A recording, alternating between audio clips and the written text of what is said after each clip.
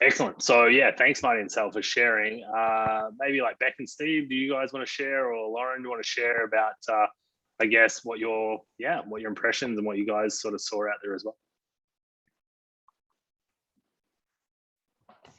Yeah, well, you can talk. Yeah, well, I think it took us what, an hour and a half to get to the house after we got bogged. Or it was eventful. Yeah, very eventful to get out there. It was fun though. But yeah, when we got out there and seeing what those guys were doing out there was incredible. Just the setup that they've got there, it's unreal. Like, you just to see the whole process, yeah, like, and not just like immediate, thinking about immediate future. It's like long-term stuff. It's, yeah, you guys have definitely set up for like years to come. It was just amazing. Yeah, it was, yeah, an eye-opener, really. Like, even like your living status, like you don't need much. You don't need much. Yeah, like it was just good. Yeah, just shows what you can actually live with. I think the kids were pretty happy with with everything else out there too. They had a hoot. I think Huey, I'm still washing dirt out of Huey's hair today. It was hilarious. But they had a ball. Like, even half was like, "Can we go out there next weekend?" Like, "Oh, we'll have to wait and see." But yeah, no, it was good fun, and just conversations, bouncing off one another and things like that too. It was nice to be comfortable to have those conversations, I guess. So yeah, good company always makes a huge difference. Yeah. Excellent. Thanks for sharing, guys. Lauren, did you want to just chip in and give us your thoughts?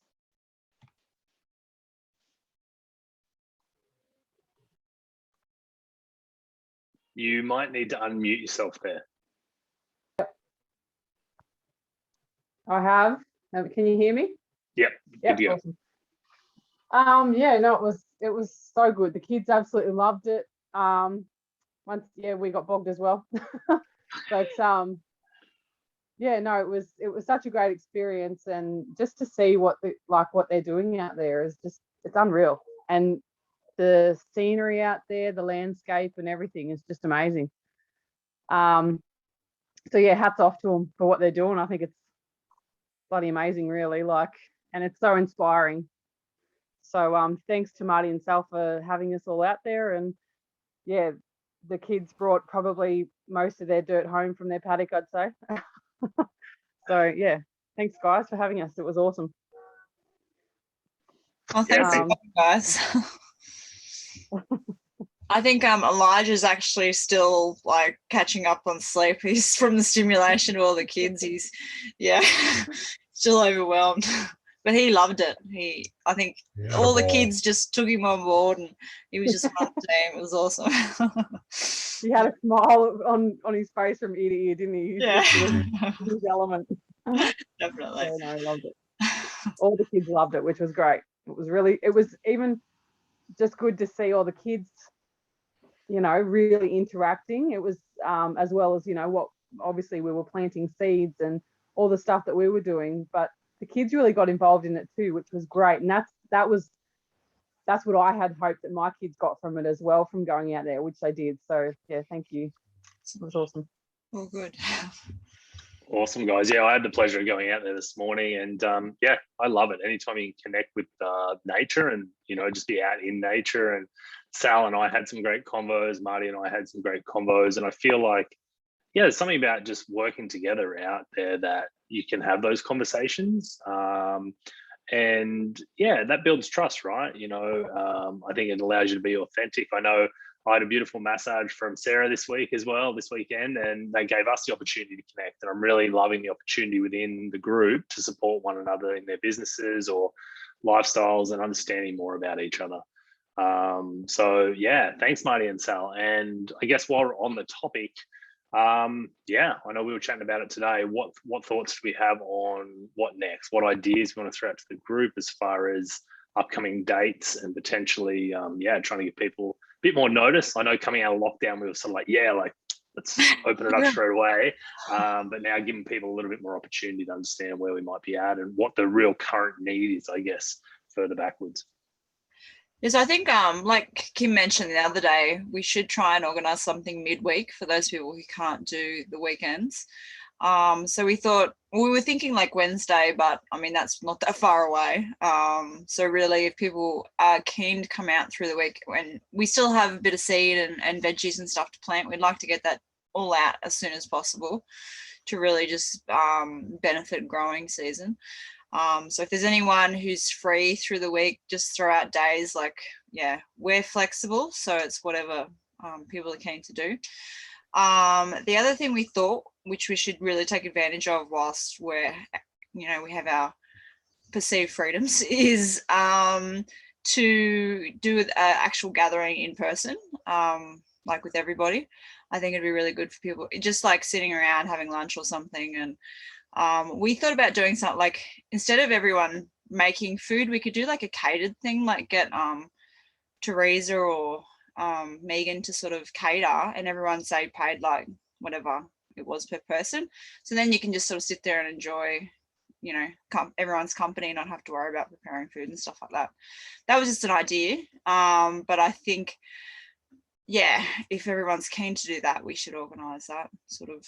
I'm guessing within the next couple of weeks, we kind of want to take advantage of that. So yeah, just I guess everyone put out there. Yeah, but otherwise, next weekend we'll probably do the same thing again. Just try and get more of the seed and plants in the ground and get them all growing. Yeah, so I'm thinking too, at the end of September, that's when the plant sale is supposed to go ahead with 170 fruit trees. So that we want to get them out pretty quick because it's starting to warm up. So I'm not sure on the date yet of the sale. I haven't been back on the page, but that's something we will also probably would appreciate some help with too, because that's going to be a bit of a big one. But yeah, that's about it really at the moment. Yeah. Excellent. I'm not sure if the Facebook group's the best place. I know some people are on there, not everyone's on there.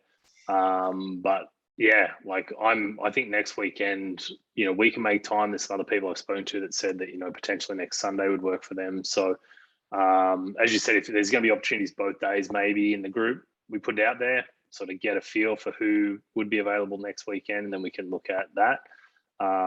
Totally open to ideas, guys. So in that group, just post, let people know what you're thinking about when you would want to do stuff as well, right? Because we're really looking for a bit of, as much as we want to lead from the front, we also need guidance from people as to schedules and availabilities and stuff as well. So that'd be great. Thanks guys, that was awesome. I know Kim and I had chatted about it today. Obviously, there's some shifts around education still and school going back and those sort of things. I guess what we were sort of talking about is if anybody on the call tonight or watching the replay would be interested in going to sort of a subgroup to look at some potential options, and maybe it's like looking into next year, if things do progress, a lot can change in that period of time as well. But we're trying to understand if anybody would be interested in setting up a bit of a subgroup to look at options and then being able to bring it back to the group and maybe present on it in a week or two's time. So, I said I wasn't going to call you in, Kim, but I am. Is there anything else you want to bring on that?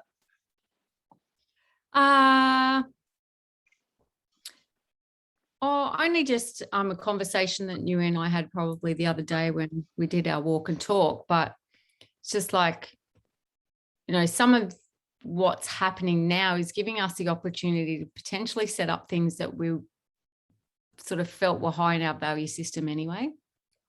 So just that we're kind of being forced into this stuff is probably, do you know what I mean, a blessing unto itself. So just if there's people that are kind of thinking that way, wanting a more tailored program in terms of education, then it's probably a good time for us to be having those conversations and figuring out how we move forward in the future. And if it's just I'm interested if opportunities become limited, or I'm actually just interested, you know, because I like the idea of a more tailored program for my child. So yeah, so I guess that's just important for feedback right across the board. But then if there's anybody who feels like parents, teachers, whoever, who would like to be a part of that process in terms of looking at potentially what's on offer or what we could create, if we get a little working group together, I'm happy to be on that with anyone else who's interested. So just putting it out there. Thanks, Kim. And yeah, I know myself, like I'd be happy to like participate in sort of the early child, like my kids' age. You know, so yeah, that early childhood development type age, I'd be interested in sitting on that one too. So I'm not sure if it needs to be broken up into age like a little bit, but I don't know, Jade, did you actually look at like what the numbers sort of came back with on that poll that you posted last week? Yeah, I had a little bit of a look. And yeah, there's you have a lot of kids. But no, it's good. Like, you know, I was talking to Kim a bit before and just said how, you know, like my work's kind of not so much pressuring me, but in the same time, yeah, they are just, you know, what I'm doing and things like that. But it was very, like it made me feel good to knowing that if this all turns to shit at work, that I definitely have that backup, or not backup, but that support. So yeah, I know Kim and I've kind of spoken about, you know, when you're sitting on the fence, I know what this side looks like, but building up that other side, like what does it look like? So yeah, that's that really helped, knowing that you do have a lot of kids, and yeah, it was definitely interesting.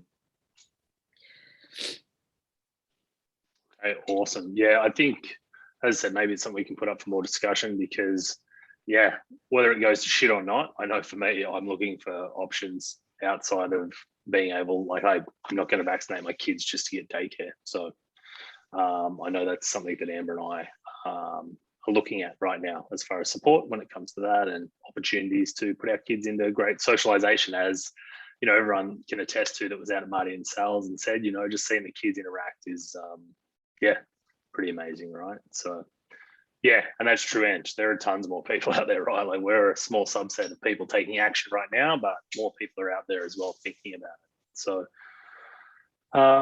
yeah, thanks, guys.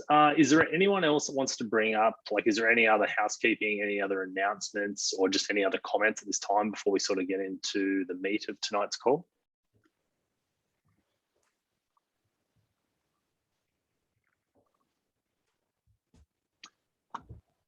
I'll take, oh, Beck, yeah. Oh yeah. No, what I was saying, I was just saying, Steve, thinking about it is, you know, it's obviously potentially not the way that we're thinking, but, you know, just if, you know, there's an option of creating this for unvaccinated kids, or, but it doesn't just have to be for that either. Like there could be a lot of other people out there that are struggling just to find the right place to send their kids because they don't align with other, you know, daycare centres. So it could potentially be even more again, because there could be, you know, obviously kids that are able to go elsewhere but just don't. So there'll probably be more again, but yeah. Anyway. Totally agree. Absolutely. We talked about this. I know everyone on this call is pro-choice, you know, and it's more, you know, I don't want to be exclusive of anybody. I just also want to make sure that our families are supported in our needs, you know, as a community. So, yeah, I appreciate that.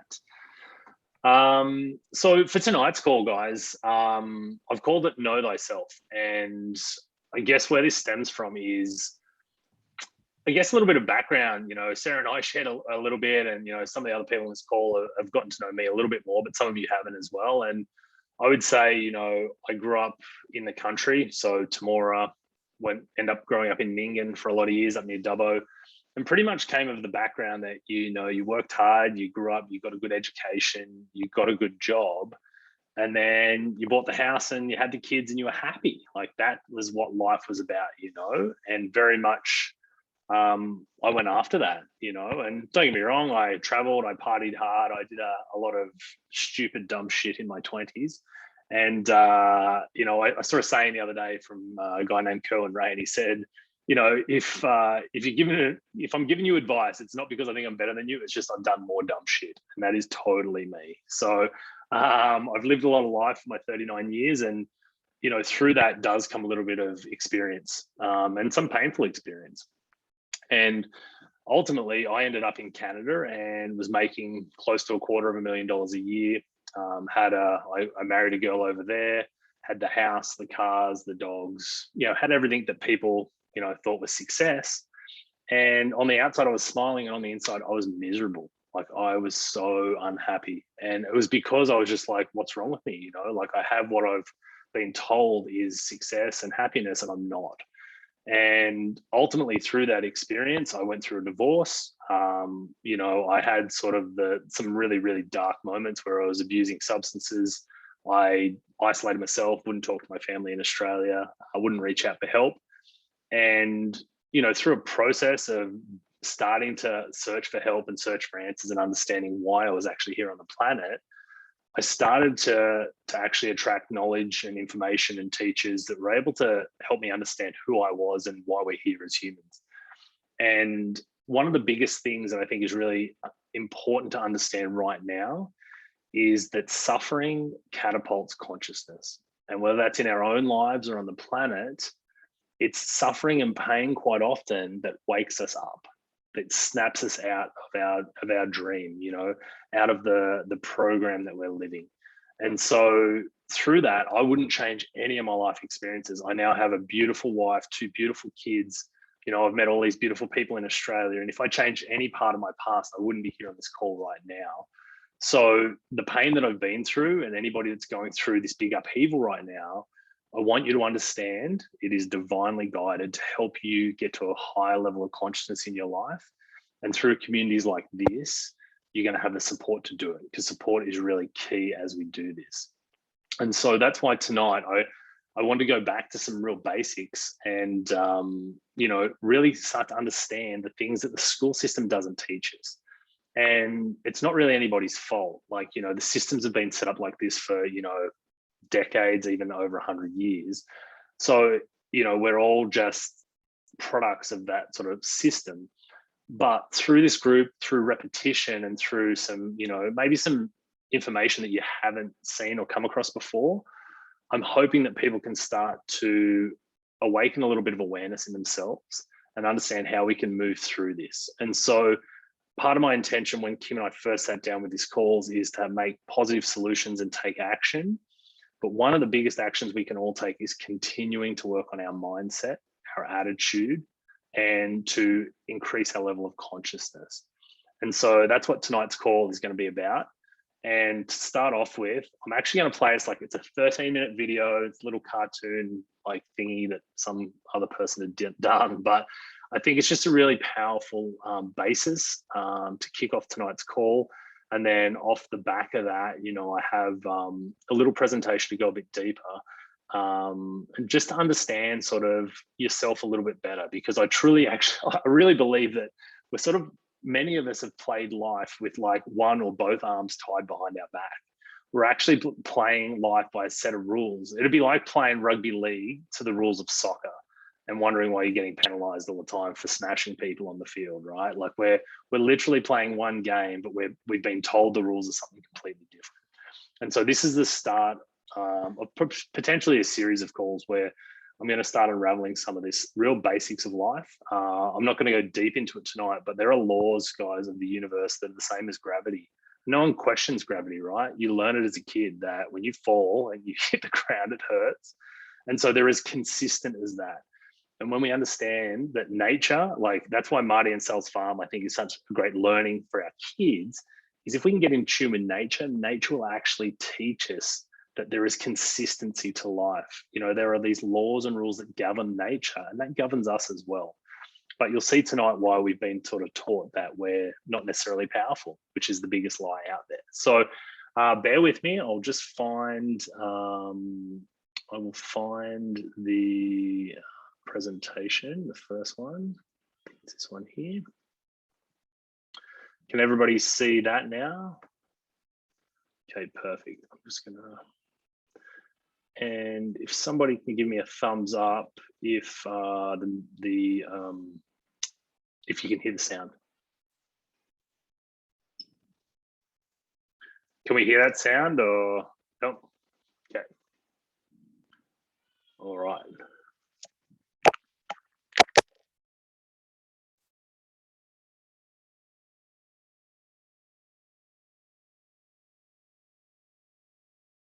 Bear with me, guys. Can you hear me speaking there, Kim?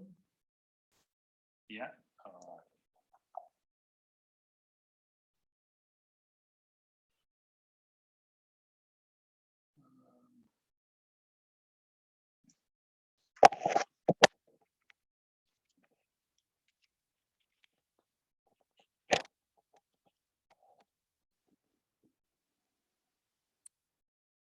Alrighty, let's see if this might work now.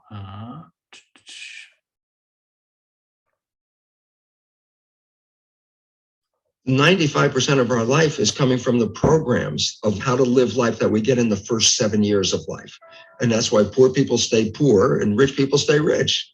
The movie The Matrix is not science fiction. It's a documentary. Every human, and it's a fact, every human first 7 years is download hypnosis. The brain of a child under 7 is in a lower vibrational frequency. When you put wires on a person's head, you read electroencephalograph, reading brain activity. A child below 7 has a lower vibration than consciousness. It's called theta. Theta is imagination. Oh, that's how kids play a tea party with mud pies. But to them, it's a real thing. A kid rides a broom. It's a horse. That's theta, imagination. Theta is also hypnosis. And the idea is this: before you can become conscious, if you don't have any programs, what are you going to be conscious of? So nature makes the first 7 years. What kind of programs are required to live on this planet? I say, how do you get them? Theta is hypnosis. You just watch. You watch your parents, you watch your siblings and your community, because you have to learn how many 100,000 rules. Think about it. Just to be a functional member of a family and a functional member of a community, there are rules. Teach an infant these rules. You don't have to. First 7 years, they observe it and just download it. And then I say, well, why is it relevant? Because this is the unfortunate fact. 95% of our life comes from those programs in the subconscious. Every day, only about 5% of their life are you using conscious, which is creative. 5%. And you don't see it because it's called subconscious, below conscious. And the Jesuits for 400 years, they were boasting. People didn't understand. They say, give me a child until it's 7 and I will show you the man. They've been saying that for 400 years because they knew 7 years was the program period. And 95% of your life after that will be whatever that program is. A child isn't functioning in consciousness until after 7. Before 7 is direct record. Whatever you just said, I just recorded it. So if the parent gets mad at the child and says, you don't deserve that, you don't deserve this, go. The child is not consciously understanding what you mean. Child just recorded, I do not deserve.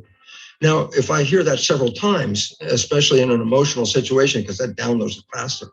Now I'm 40, 50 years old. What is my behavior 95% of the time? And the answer is, well, it comes from the program. I do not deserve. Well, that means unconsciously, I will sabotage myself to make sure that the program is correct. I'm making the program true by adjusting the behavior to meet the program. Look, this is not new. I mean, there's a famous book. Hi, this is Robert Kiyosaki. Bear with me, guys. There's some ads, but I think there's only 2.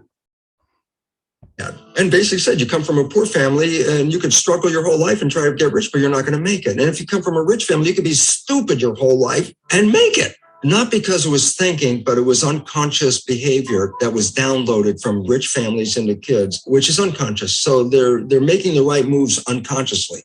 If they engage their conscious mind, then they look stupid, but it's unconscious. And that's the same thing with poor people. Poor people have beliefs from the family. Oh, you can't make it. Life's a struggle. Things are hard. Who do you think you are? And if that's the program you get, then 95% of the day, you will sabotage yourself. And that's why poor people stay poor and rich people stay rich, because the programming. Before I put this knowledge into effect, and I use the word put into effect, why? I had the knowledge academically. It's like, oh my God, look at the research. What does it mean? I understood it from the level. And with all that knowledge, it didn't change my life. People read self-help books. I go, well, you read the book. You got a lot of knowledge. I say, is your life changed? No, but you got a lot of knowledge. And so here's the difference. The conscious mind is creative and can learn in any number of ways. Read a self-help book, go to a lecture, listen to this, and conscious mind's going to get some awareness. And I go, yeah, but subconscious mind doesn't learn that way. Subconscious mind learns in two fundamental ways naturally. Hypnosis, which is the first 7 years. And after age 7, how do you put new programs in? Repetition, practice. You want to drive a car? You didn't learn how by just getting in the seat and put the key in. You had to practice driving the car. You want to learn the alphabet. How many times did you go from A to Z? Try to go to A to Z before you can complete it. Once you completed it, you didn't have to go back and do it again. So 2 phases. You want to train the subconscious mind? Hypnosis, repetition. I like the last one because there's a new phrase that's bandied about called fake it till you make it. Meaning, if you're not a happy person, I say, you want to be a happy person? Then repeat all the time. I'm happy. I'm happy. I say, well, you don't look happy or anything. I say, no, who am I talking to? By repetition, I'm talking to subconscious. If subconscious gets, I am happy, and 95% of your life comes from that subconscious, there will be a point once the subconscious got, I am happy, you don't have to say it again. It'll be automatic. It's repetitive. And that's the secret part. Putting a sticky note on the refrigerator is more like a suggestion, but it's not a repetition. So it doesn't work very well. Repetition is a habit. It's making habit. So you got to do something religiously in the sense of repeating it to make it work. Every night when you go to bed, just when you're falling off into sleep, consciousness is disconnecting. The next period of your brain operation while your consciousness is disconnected is theta, which is the same brain function as in the first 7 years. So if you put a pair of earphones on at night with a program of what you would like to be true in your life, as soon as your conscious mind disconnects, that program is playing. It's not playing into your conscious mind. That's shut off. It's now going straight into the subconscious mind. So it's called auto hypnosis. You don't need to go see a hypnotherapist. You just have to figure out what program would you like to have that you don't have. 95% of your life is coming from the subconscious. Your life is a printout of your subconscious behavior. Oh, so you don't have to try and think about what happened. I just say, look at your life. The things you like that come into your life come in because you have a program that supports them. But anything you struggle with, work hard at, put a lot of effort into making it happen while you're working so hard, inevitably you have a program that doesn't support that conclusion and you're trying to override the program. So you don't need to do a lot of shrink and psychology stuff. You just look at your life and say, where am I struggling? Because wherever you're struggling, inevitably is a program in your subconscious that does not support that destination you've been looking for. I had to deal with the issue of teaching medical students and going into the classroom. Teaching conventional curriculum is the old genes control life story. And so I go in there and teach that to medical students. But when I go back in my lab and look at my research on stem cells, my research revealed conclusively that the environment in which the cells live determine genetic activity. So it's complete opposite of what I was teaching in medical school. And the difference is profound. The conventional story, almost everybody's programmed with genes turn on and off, and then they control the character of your life. And if you buy that story, which I did and which I was teaching, it really means that we're victims of our heredity. We didn't pick the genes as far as we know. You don't like the traits, you can't change the genes, and the genes appear to turn on and off by themselves. All of a sudden you see your life is not under your control, it's under the control of the genes. And a lot of people feel that way looking at their family history and going, oh my goodness, I might have the genes for cancer or whatever it is. Since consciousness is involved, if once I feed you with an idea that you are susceptible to something, look, I can feed you with an idea that this pill that we just got from the pharmaceutical company, it's the greatest, best thing for your issue. And I give you this pill and you get better. And then later you find out it was a sugar pill and everybody goes, yeah, that's called the placebo effect. I go, what does it really mean? You didn't get healed by the pill. You got healed by the belief in the pill. Well, yeah, that's what placebo is all about. And at least 1/3, minimum of 1/3 of all medical intervention is it's a placebo effect that where the healing comes from. Everybody goes, yeah, I know about the placebo. I go, yeah, but that's a result of positive thinking. What about negative thinking? And this is what we don't talk about, but the reality is it's equally powerful in regard to affecting your biology as is positive thinking, but it works in the opposite direction. A negative thought is called the nocebo effect, can cause any disease and you can die. If you believe you're going to die, you can die from the belief. Here's a simple fact. Stress causes at least up to 90% of doctor visits. How can stress do this? And the answer is very simple. Stress causes a hormone called cortisol to be released in the body. So what does cortisol do? Number one, it causes the blood in the viscera, the guts, where maintenance of the body and healing comes from all the organs. It causes the blood vessels to shut down because it pushes the blood to the arms and legs. Why? Stress means you're ready to run, fight or flight. So you push the energy to where you need it, arms and legs. Well, where do you get it from? Well, you squeeze the blood vessels in the gut. Well, this is growth. The viscera is growth. That's what the organs are for. Arms and legs are for protection.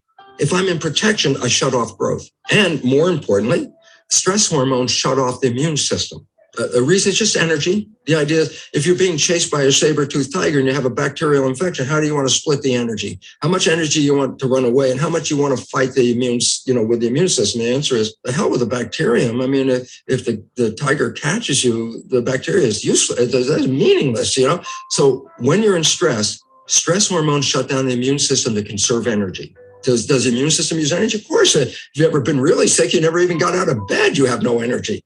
And if you're in fight or flight mode, you need the energy to deal with the world. So stress hormones physically shut off the immune system. When you're under stress, that's when sickness starts to show up. In fact, it's so good at shutting off the immune system. Doctors give patients who are going to receive a foreign organ, a graft of a kidney or a lung or whatever they're grafting, that's foreign tissue. If you put a foreign organ in your body, your immune system's job is to eliminate it. So as they're transplanting an organ, they give the patient stress hormones at the same time because stress hormones will shut off the immune system so the organ won't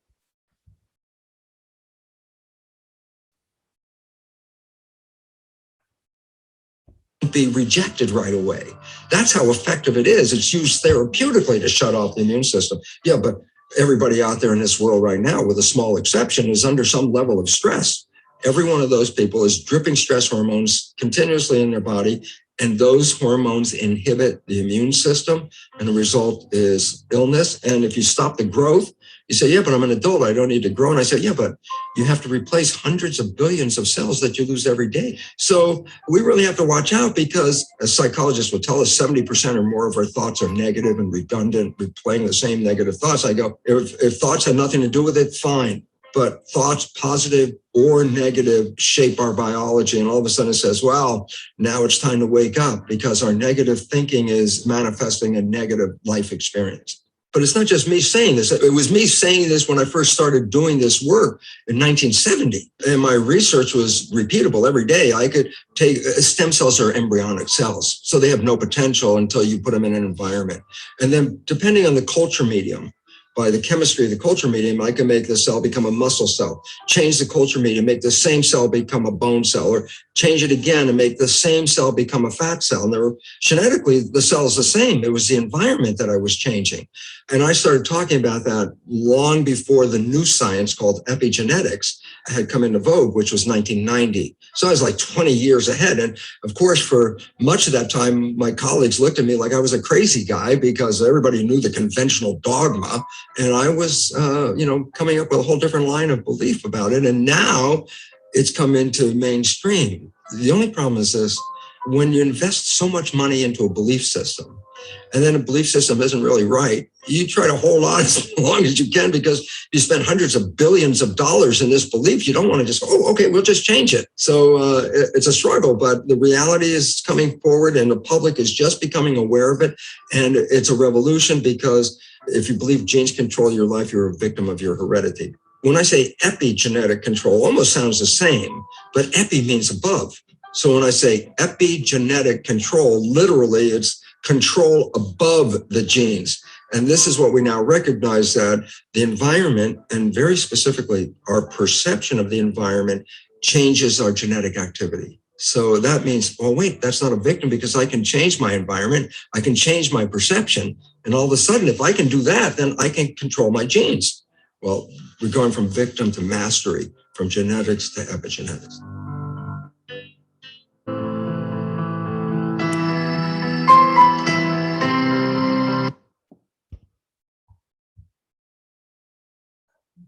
Alrighty. So the gentleman speaking is a pretty famous doctor named Dr. Bruce Lipton. And Dr. Bruce actually lives in New Zealand now, which is pretty cool. But he's been an amazing spokesperson You know, as he said, he invested the first half of his career into teaching people that, yeah, your genes dictate your reality. You know, whatever genes you were bought with, that's what you were destined to have. And then through experience, he actually got to see that stem cells became like the other cells you put them around. And as you'll see later, like, you know, if you imagine that we're all stem cells, you know, what environments, what culture mediums are we in, right? And what are we feeding ourselves? What are we around? Because we will become it. But the reason I started off with that is because I think it's a very succinct understanding that we're all programmed. And so I'll jump into it, guys. If there's questions, yeah, exactly, guys. An environment totally is a reflection of ourselves.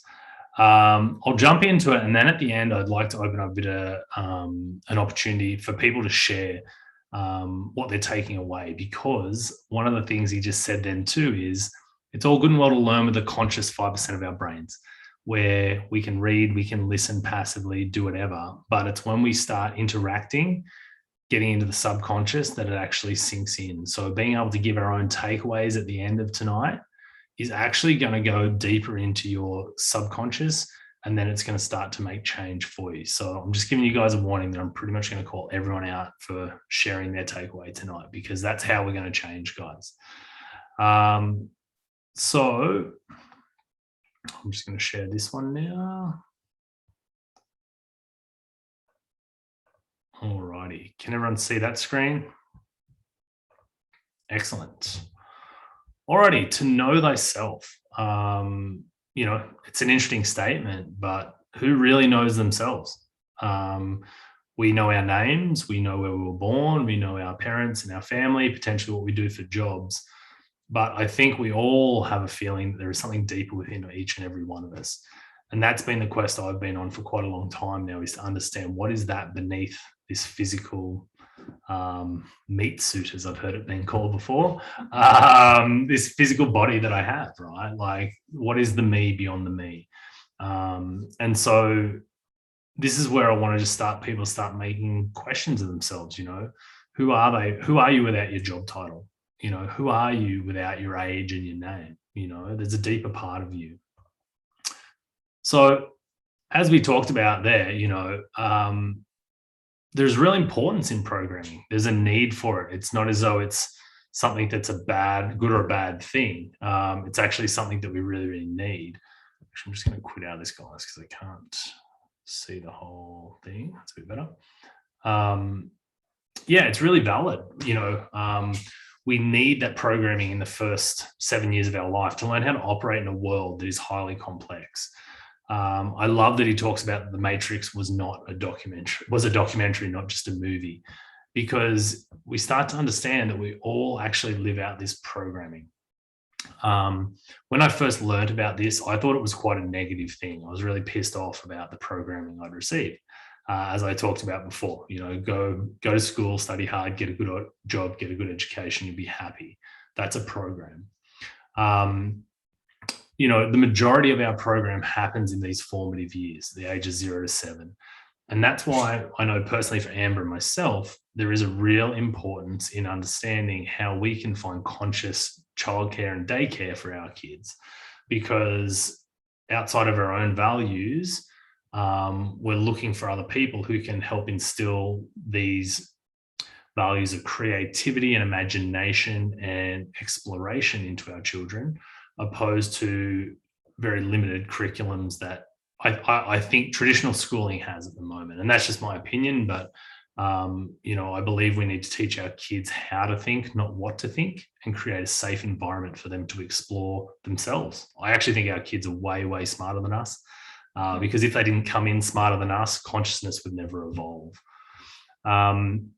So as I've said here, you know, like, he mentioned in it that those first 7 years, kids are actually in a state of hypnosis. They're into theta.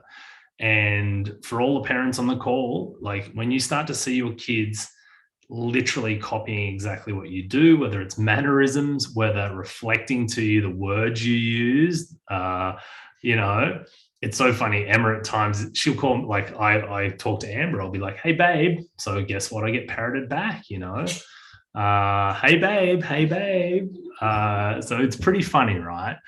And so they're literal sponges, you know, it's literal. Like, it's not like just this figurative speech. Our kids are, and we are programming them each and every moment.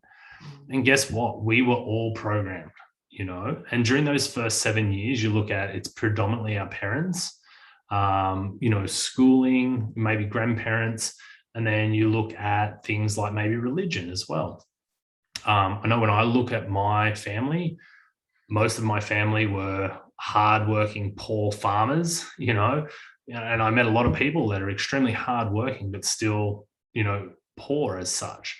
And I realized, to be honest and hardworking, you know, doesn't necessarily make you a success as such, you know, if you've got programs that aren't supporting it.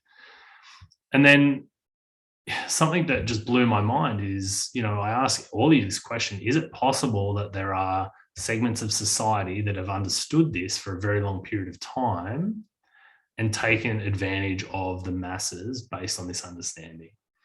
You know, and I think we're living a little bit of that now. And what I think is super exciting is that society is actually waking up to some of these control structures that we're living in. It's my understanding that the Industrial Revolution was a huge driver behind public schooling. You know, for the first time ever, people were coming off their farms and their home-based businesses to go into work in large industrial factories. And it was twofold. Obviously, they needed a type of childcare for their kids whilst the parents went to work. But then they also needed a way of indoctrinating people to work within that system. And so, you know, you can look it up, but I know the Rockefellers invested a lot of money into the public school system around the time of industrialization. And when you start to look at the work day and the school day, what school day is like 8 till 3 or 4, work day is pretty similar hours. We have lunch breaks, smoko, recess, you know, use whatever terms, but we're sort of indoctrinated, you know, from a very young age. You know, we're subservient to our teachers. You know, we've got to put up our hand to go to the toilet. And guess what? Later in life, we can fall into the same patterns when we go into the work environment.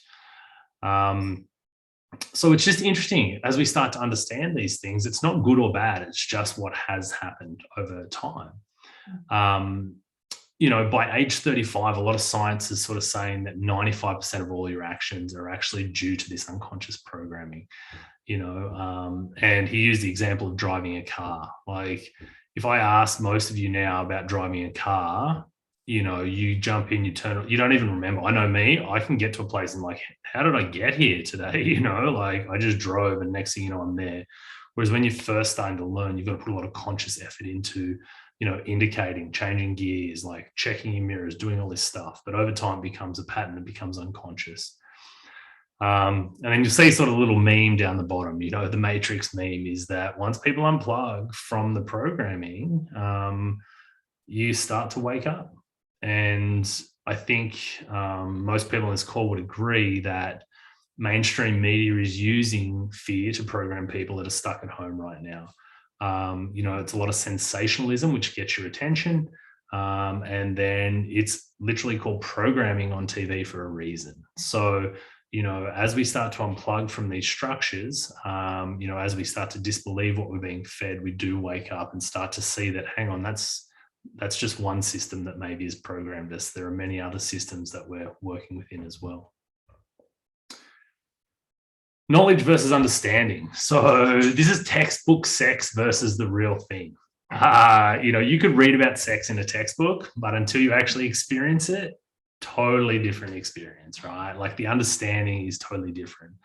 And so much of life is the same. You know, knowledge is the conscious mind. So that's that 5% where we can read, we can go online and watch all the self-help videos we want. You know, the conscious mind can take this sort of education in, which is where it starts, right? Conscious mind gives us things like reason. We can start to actually play positive and negatives off in our mind. You know, so there's a real function of that conscious mind. You know, we can use it to envisage a new future. We can use it to come up with creative ideas. But what really creates the results in our life, our habits, is the subconscious mind. And when we have understanding, it's actually once it's sunk in, it's a habit, and that's when it's been embodied.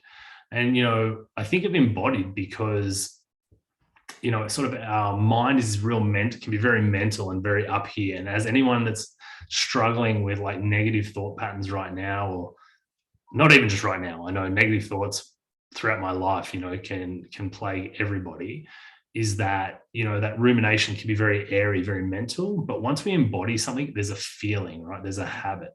And that's where, once we create something habitually, we're actually going to start to see the results. I know there's people here within the health and fitness industry, you don't just get jacked overnight. Like, it's a habit that takes time. And once it becomes a habit to go to the gym, to eat healthy, once that's in place, it's much easier to keep in place.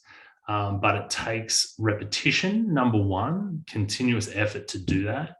And that's where, Dr. Bruce talked about, there's two ways that we can sort of create habits. One is hypnosis, which the first 7 years is. And then, I know I used hypnosis to give up cigarettes many, many years ago now. But, there's that ability to go in and rewrite our programming through hypnosis and self-hypnosis. And then the second way is repetition, learning a new skill, whether it's a new job, whether it's a new sport, whether it's, any number of like something new in your life. It's only through repetition typically that we get good at it. Now, I wanted to sort of put a caveat here that this is supercharged by feeling. And this is where those emotions that I've been sort of cultivating in some of our quick meditations, like gratitude, if we can actually start to do things with repetition, but out of a feeling of gratitude, it's going to ingrain the habit so much deeper and so much quicker. And that's with any feeling. If you're really angry and really pissed off, like, that's a much larger feeling than just being mildly irritated, and so the reactions and what can happen are directly proportionate to how big those feelings are. And then the big three that I always look to in my life, and you'll see why, it's health, relationships, and money. And the results we're getting in our lives in these three areas are direct results of the programming we have in those areas.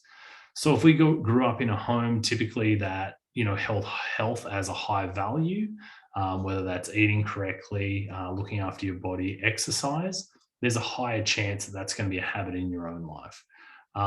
Relationships, if you came from a family where, mum and dad are still together and happily married, there's more chance that you will be. If you came from a family where your parents are divorced, there's actually stats saying you're of a higher chance of that.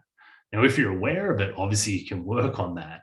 This isn't set in stone. That's the great thing about anything tonight, is empowering ourselves to know we can change our habits and our programming.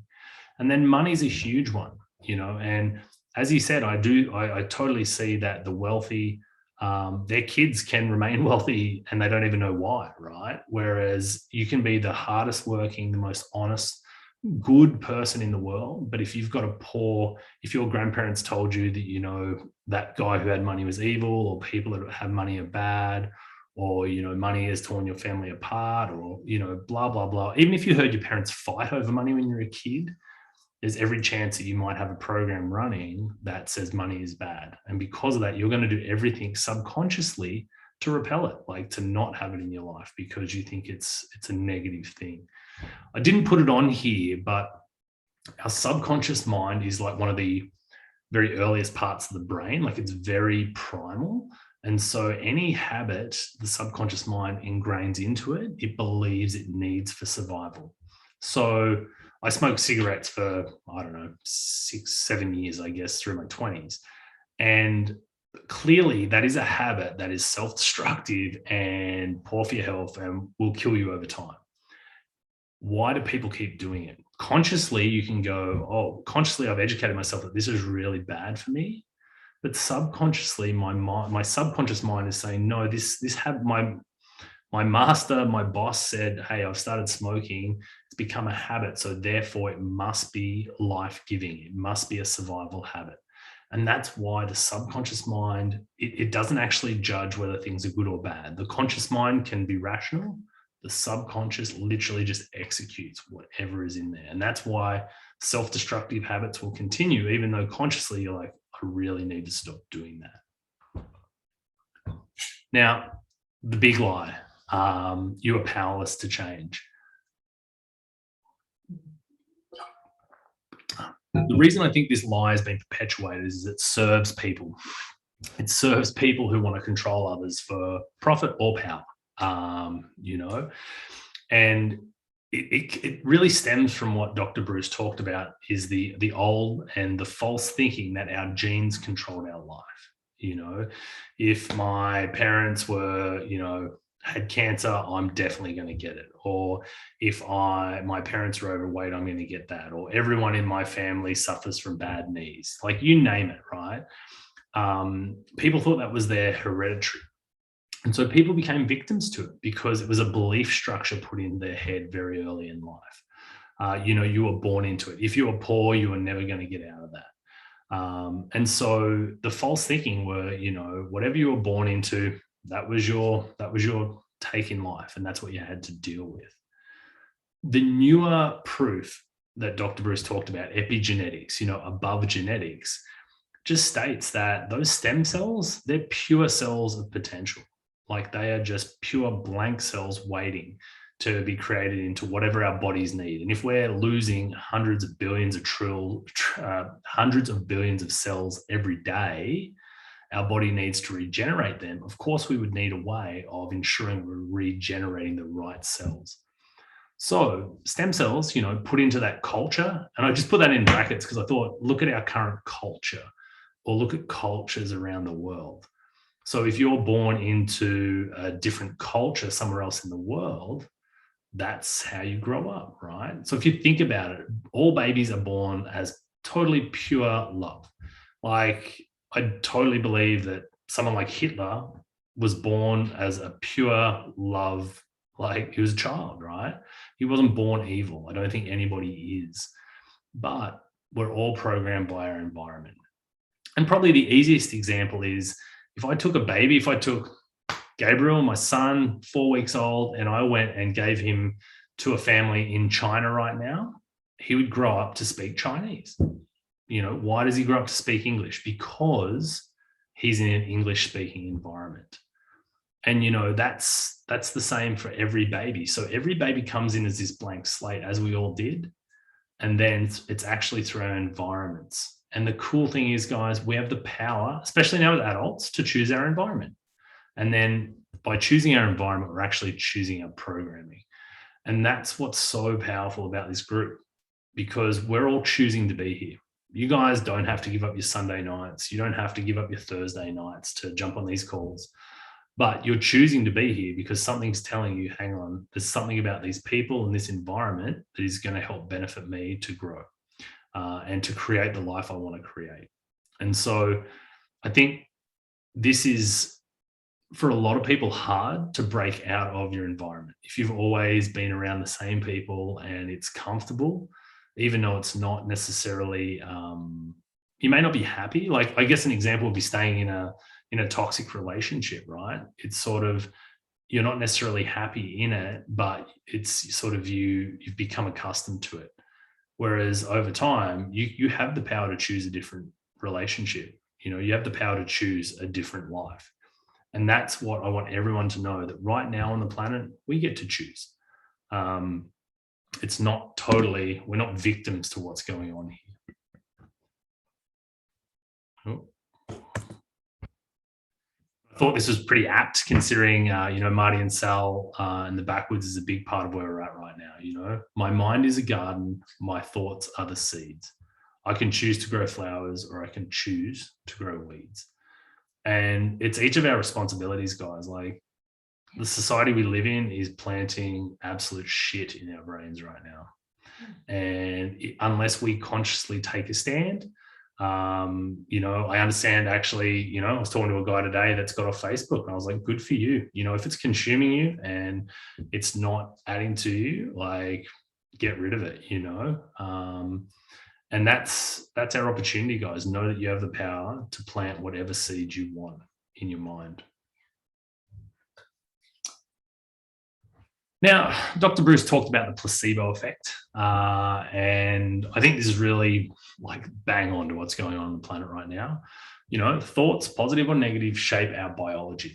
So, you know, a person's belief in the pill is often enough to heal them. You know, this is why faith healers can work. You know, this is why, yeah, like so many treatments will work. The sugar pill will work because somebody believes they're getting something that can totally impact and change their life.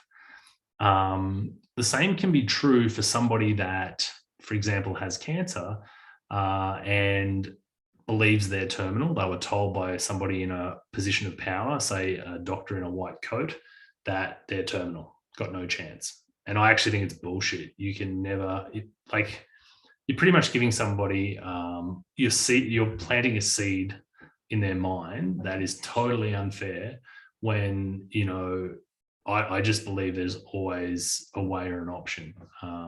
But it's that person's belief. If you give all your belief over to the doctor and their prognosis, yeah, you're probably screwed, right? Whereas if you have belief in yourself and maybe a higher power and that there are other treatments out there, then you know what? You may not just choose their prognosis. But this is why some people, you know, certain treatments are going to work, and the same person with the same disease can have the same treatment and it doesn't work. It comes down to their belief in that treatment. The nocebo effect is the opposite. And, you know, that's exactly what's going on the planet. We are being fed fear, which is downregulating our immune system. You know, current systems are really trying to put us into a state of stress, you know, into fight or flight. Everything is sensationalized, big red letters, big red marketing.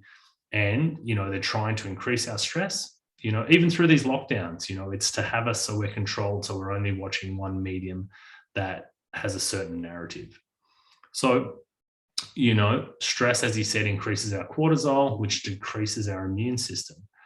What do you think we need right now on the planet? Strong, healthy immune systems. Whereas we're being told we're not powerful. Guys, your immune systems don't know what to do. So you better take this experimental, you know, treatment in order to live, which we all know is absolute horseshit. So, you know, it's just understanding this, guys, that that's the power in this, and then starting to live it, you know.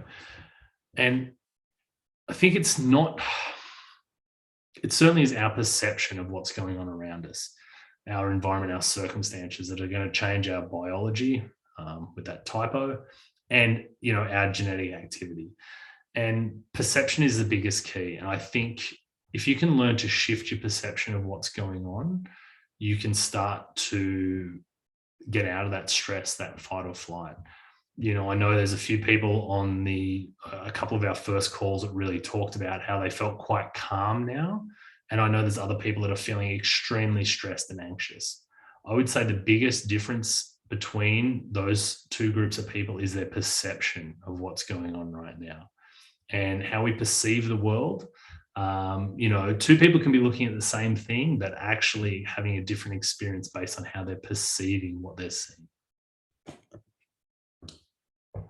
So, start wrapping things up, guys. These are the takeaways that, you know, I found the most powerful. We're all programmed, you know. If we can accept that we are programmed and we can accept our own programming, it actually creates awareness. So once we're aware, I've actually heard it said, you can't break out of a prison if you don't know you're in one. And we've all been in prisons most of our lives. And it's these prisons of programming and thought. So, you know, if we can accept that we're programmed and that our results are based on these programs, not judging them, it's going to give us awareness, which means we can make change. You know, once we're aware that we are running a program in a certain area of our life, whether it's health, relationships, or money, we can make a change. Now, what is equally as powerful is accepting other people's programming. And that leads to compassion and peace. The people that are trying to control other people right now, that's their program. It's, you know, they were babies that were programmed into it. And I think a lot of them are going to wake up one day and have massive regret about the way they've acted through this period of time. You know, I think most of these people are just hurt people, right? And I think a lot of these people are, the control. It's a real grab for power. I know there are certain people that are grabbing for money, but I think it's a real control and power grab right now. And so I know in my own life, I've stopped trying to convert other people that don't share my beliefs, and people that can attack me and say hurtful things to me. I'm able to accept them and in their programming, because they're hurt, and to be able to have compassion for them and peace in myself is more powerful. We have these programming tools that I talked about, self-hypnosis. So one thing we can all do very simply, guys, is to write out a little bit of a script when it comes to the programming you want to instill in yourself. And I've done this for quite a while, where you literally can just get on your phone, take an audio recording, and as you're nodding off to sleep at night, you can literally play a script for yourself, because there's this window just as you're nodding off, as he said, that the conscious mind is actually checked out.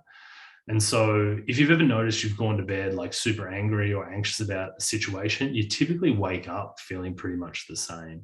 It's because your subconscious mind never sleeps. It never stops.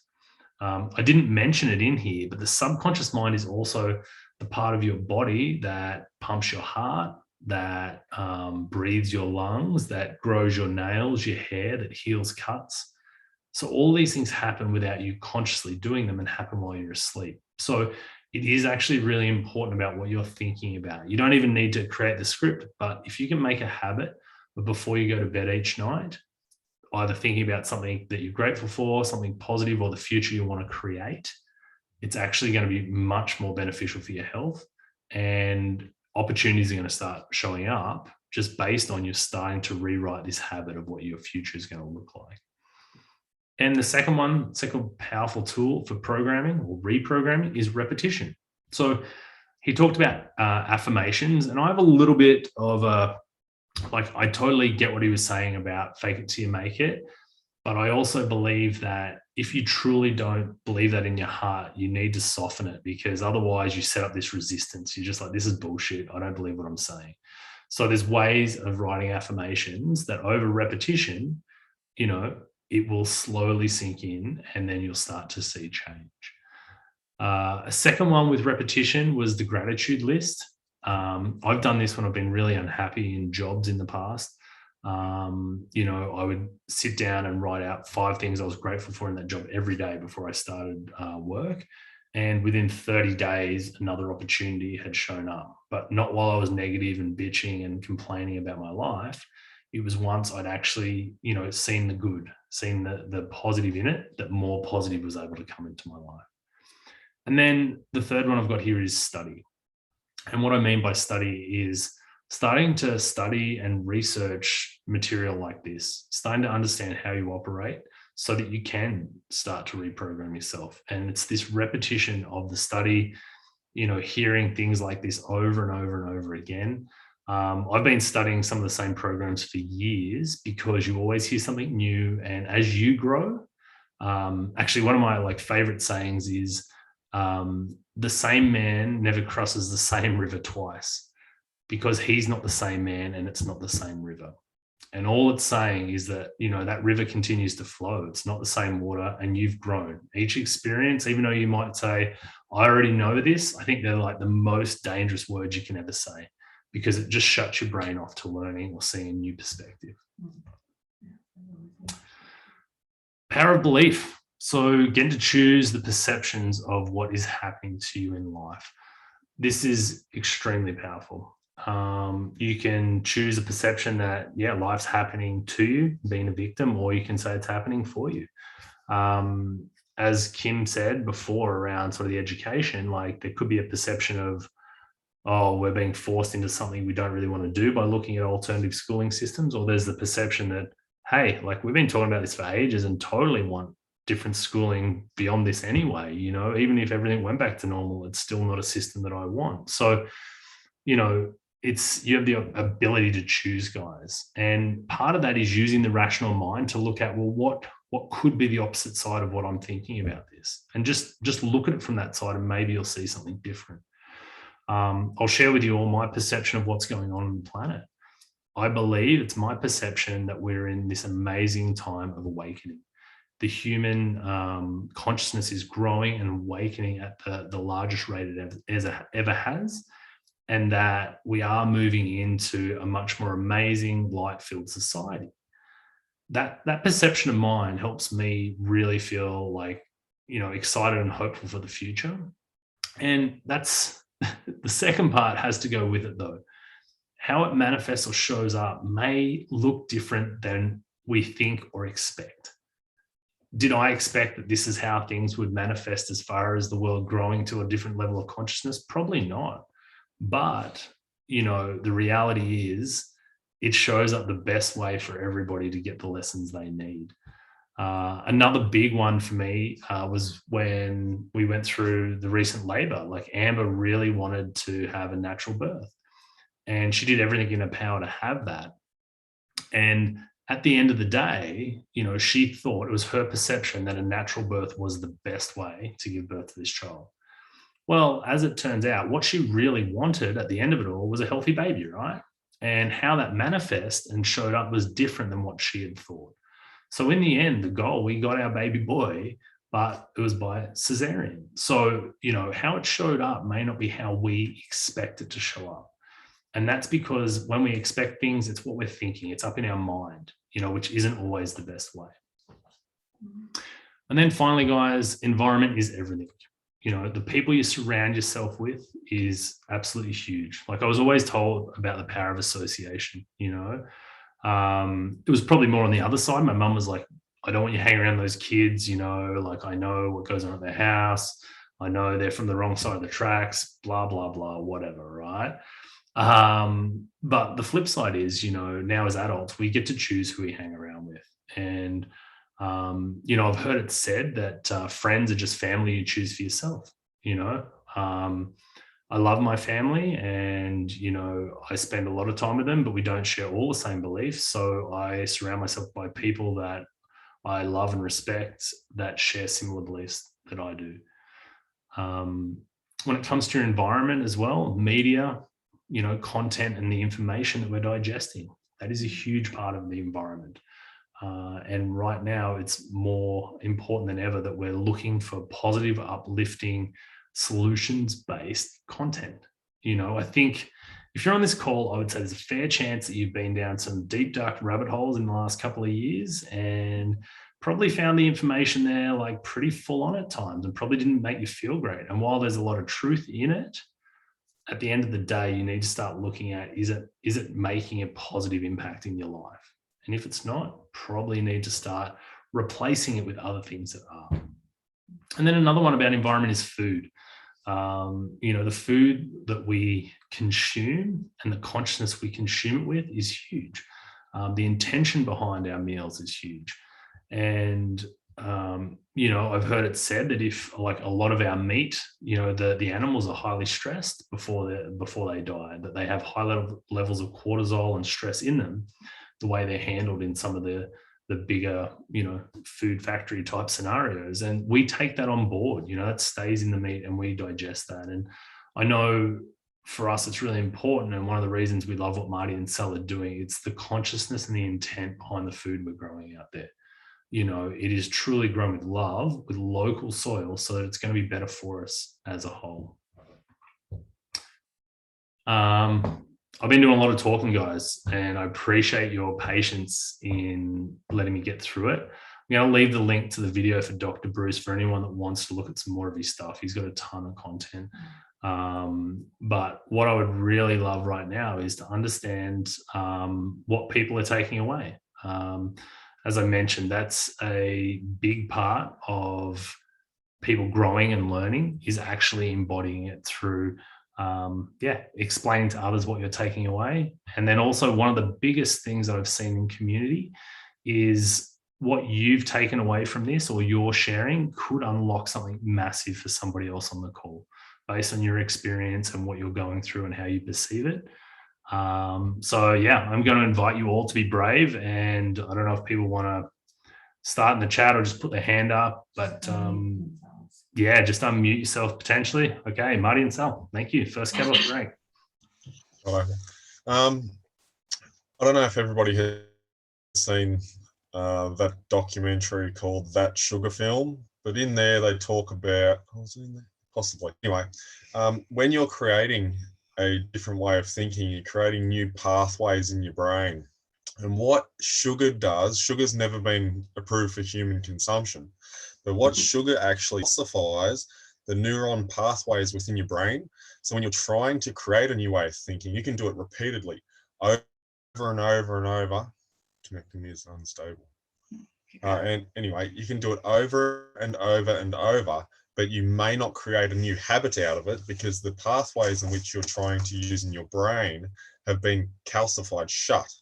So sugar is very important. If you give up sugar, you have a better chance of creating a new way of thinking. It's very important. And something else is also that we are more likely to take in information when we are stressed. And it was funny because I was writing that down because I remember watching a documentary that Hitler used to give speeches late at night because people were tired and they wanted to go to sleep. And I was writing that down when you mentioned Hitler was a young kid and once, and he would have been loved and grew up. And I was like, oh, that was interesting. I was actually writing that down at the time you mentioned it. But yeah, being aware of what is going on is very important. I've been practicing this thing where something might happen. It's happened many times before. It might be something the young fella's doing, and I'll stop myself and I'll tell myself that I've never been in this position before at this very time, and I can choose how to act right now based on nothing, just the way in which I'm perceiving this current situation, and stopping and having a look around and taking a breath and going, you know what, I can act however I want going forward. I don't have to use the way that I've acted previously. I can just choose to do whatever benefits myself and everybody around me as best I can. And I've found that quite useful. I think I had a few sort of things that I've learned over the years, sort of done a bit of study into epigenetics and neurogenesis as well.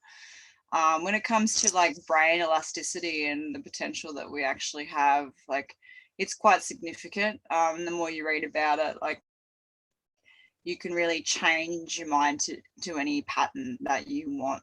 And there's a lot of research in it at the moment, and people actually quadriplegics walking again and things like that, if you're actually aware of that possibility. There's a good, I actually read a couple of books, The Neurogenesis, Caroline Leaf. She's quite interesting, worth looking into. And she talks about that habit usually takes 28 days to form. So if there's something like some sort of practice or something that you want to incorporate within your life, commit to it for 28 solid days. And they say that that's supposed to be, the best way to do it. I guess I wanted to share a couple of like my little experiences just quickly. I've found like with I think being present is critical, but actually trying to do that can be quite difficult in a busy world. So I started off picking a part of the day where I would really focus on it, and that was in the shower, because it's pretty, you're actually in your own space, it's quiet, and I would really focus on being present. So like the feeling of the water on my skin, the noises I could hear, and that really helped me. And then it became easier then to sort of progress that throughout the day, and then I became more aware of my thoughts. And if I was having a racing mind, I'd say, okay, what are you doing? Stop, control your thoughts. If it was negative thoughts, you become more aware of that, and you can actually control your thought patterns. And the other thing I noticed today, we actually were really talking about all the the shit that's happening in the world, and I started to really get into it, and I noticed you change for the rest of the day. I was tense, I was really on edge, I didn't have control of my emotions, and I started to get really short with Elijah because I was focusing on that negativity and inviting that negativity into my life. So I think, you know, it is good to talk about it every now and then, but don't, like we say, solutions are the way forward. So focus more on that rather than the negative that's happening in the world. The other thing I was going to say was we found 3 major things that we eliminated from our life that actually change our thoughts patterns quite significantly. And that was the television. I'm sure everybody's aware of that one. I was sugar and alcohol. And once removing those things, we were a lot more focused. And I would probably be even more focused if I got rid of Facebook, but I have to admit that I'm actually still a little bit addicted to that. And I know when we actually a while ago eradicated it for like a week, I was like, eradicated. Well, it is kind of, it can be like a disease if you don't use it the right way. So like I was like super motivated. I'm like, yeah, let's do this. And then I like, you know, was like, oh, what's happening here? And then it got distracted again. So I was like, oh, it got me. And lastly, I think you need to remember that negativity breeds negativity. So if you are negative, people around you will be negative. I think so. If you're actually starting to feel like that, remember that it's not just affecting you, that it's affecting the people that you love and the people that are in your life. Positivity breeds positivity. Yeah, exactly. That's a better way to word it. Yeah, so that's a little bit of my thoughts. And the idea of telling yourself a story, I did this a couple of years ago.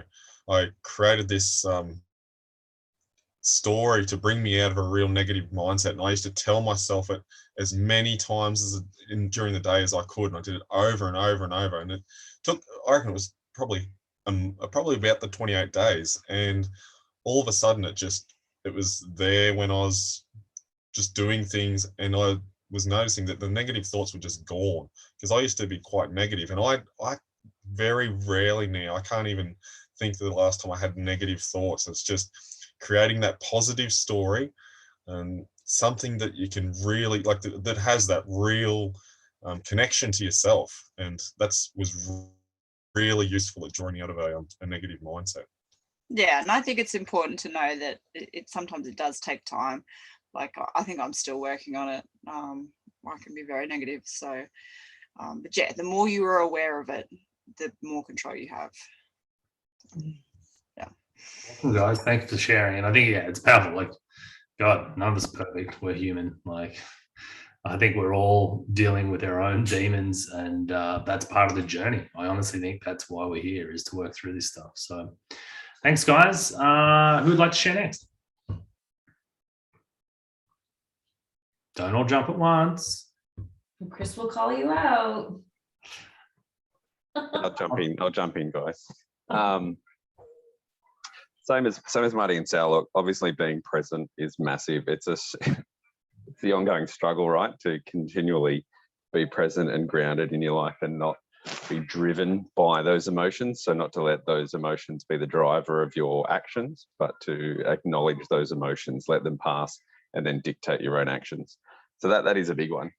When you've been talking about programming, Chris, I kind of realized that I must have had a shitload of negative programming towards money during my early years, because like just a complete and utter distaste for money and anything to do with money pretty much throughout my life. So, you know, I'm not sure exactly how that evolved or how that occurred, but there must have been some pretty serious negative programming towards money back in the early days. I know the last few years, particularly the last 6 months, I've been pretty conscious of trying not to repeat negative programs just in daily life. You know, when you catch up with, you know, friends or family, and it's that silly throw off conversation, oh mate, life's so fucking busy, it's just crazy, it's shit. I mean, the more you repeat that, the more it is, regardless of whether or not it actually is crazy. So suddenly you've got less time to do whatever it is you really want to do, but it's just a program that you're indoctrinating into yourself. You know, probably got a bunch of spare time, but no, you just keep telling yourself that you're fucking busy, so you don't. So it's crazy. So just being conscious of that during just everyday life and conversations as well. But I guess the big takeaway is that perception that we, that perceived perception that we are powerless to change, and that we completely underestimate the power of our own minds. It is just a choice. We don't need to feel hamstrung by our programming or by our environment, and that we can change our path. Right now, it's just a choice between love and fear. Is it going to be driven by fear or driven by love? So true. Yeah. Awesome, Paul. Man, some truth bombs there, super powerful. So, yeah, we all have this programming, guys, and it's, different areas, and it can be subtle too. I think that's the real nasty program, is the subtle stuff, right? The big stuff you can catch, but it's the real, that manifests itself in different ways. So, yeah, thanks for sharing, Paul.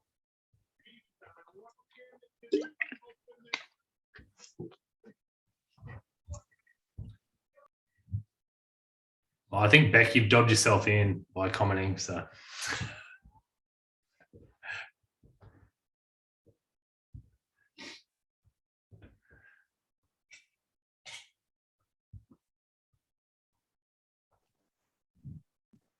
Right, sorry, I've worked it out now.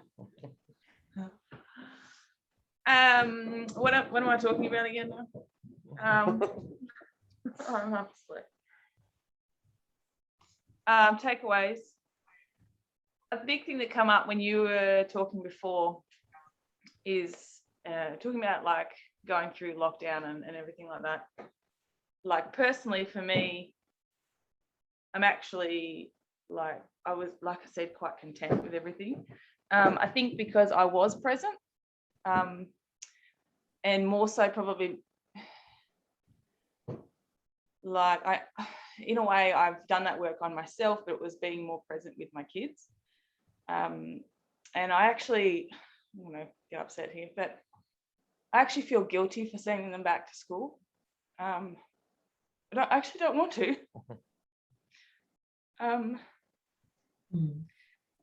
I think I feel guilty too, because they don't want to go back. And I don't want them to go back into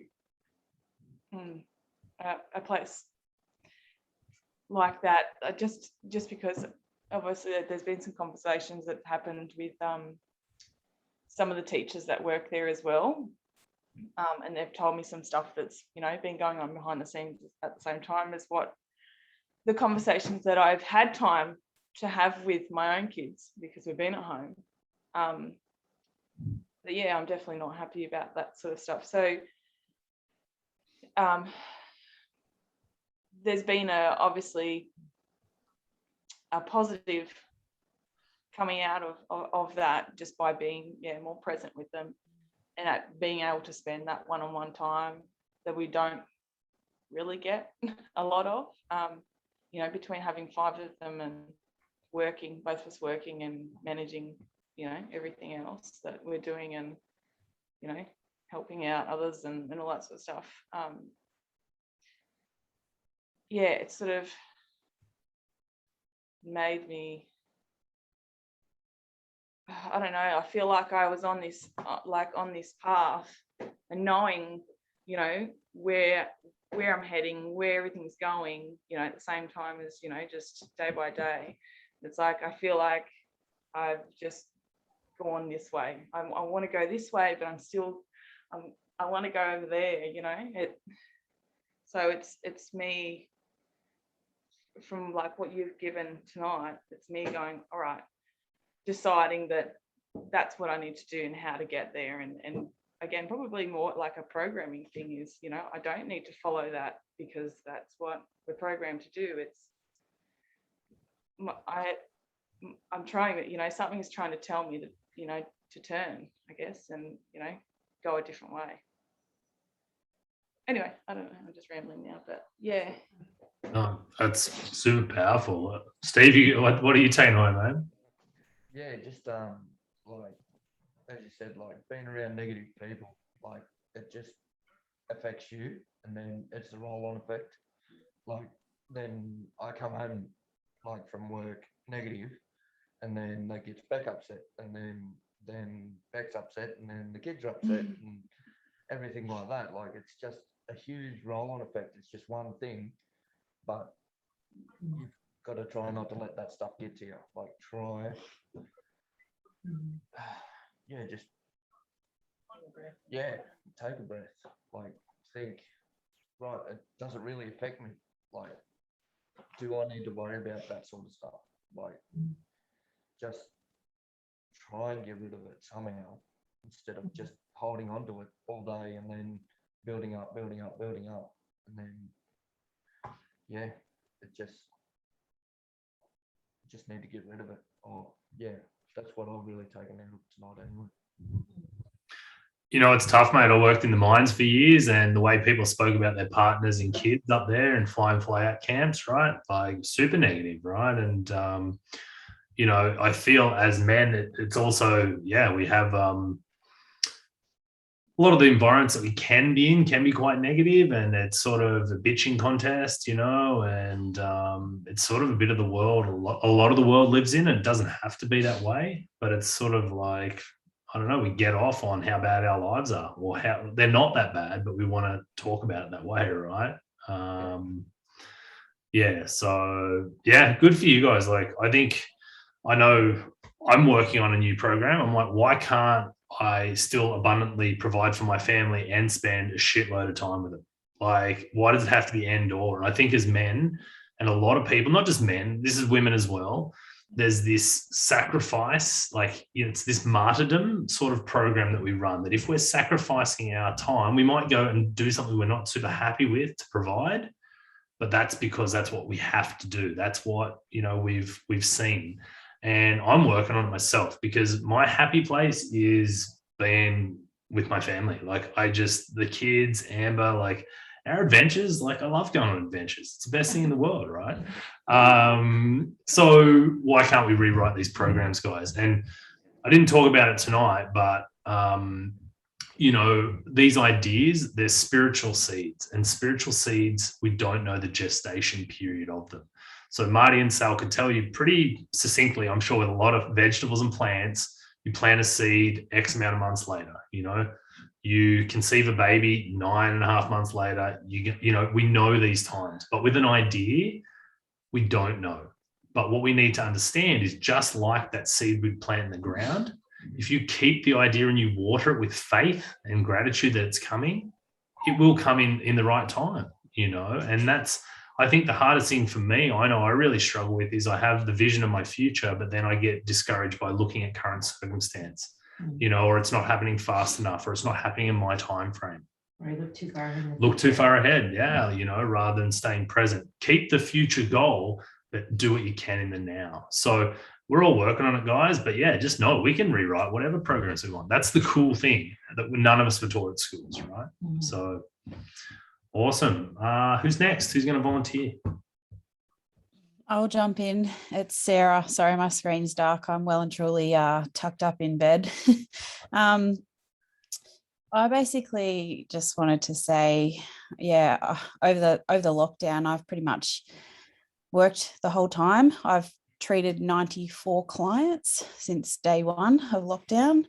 So it's been bloody exhausting, to say the least. And I feel like every single client has at some point brought up the COVID topic. So I've come home almost, just exhausted every single day. So I think for me, learning to like switch off and just forget about what's been said and leave it at the door at the end of each day it's been hard, but I'm getting much better at it, and just learning to shut the conversation down now if it goes negative, because it affects so many things, just the way I am as a mum when I get home. And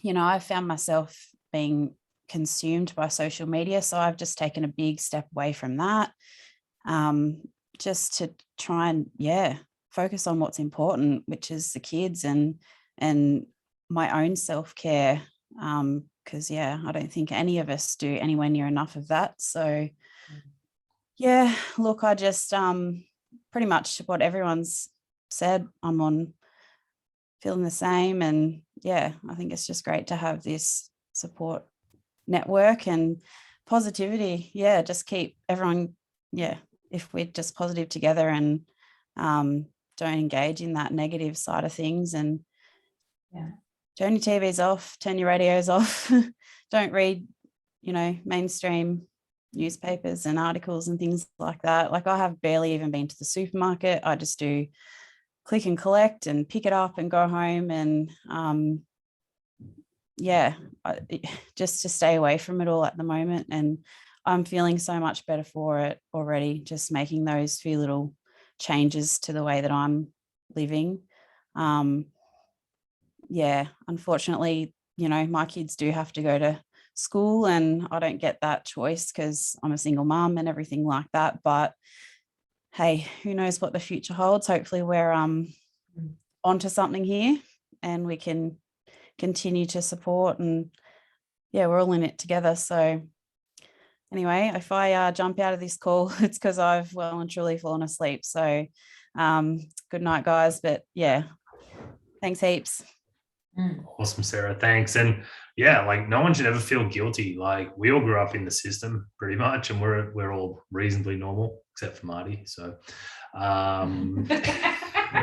we talked about that today, that we're strange, and that's why we all get on. So thanks, Sarah. As I said, like, no one should ever feel guilty, like where we're at right now, right? But we can create visions of our future. So how about Ange? You want to jump on?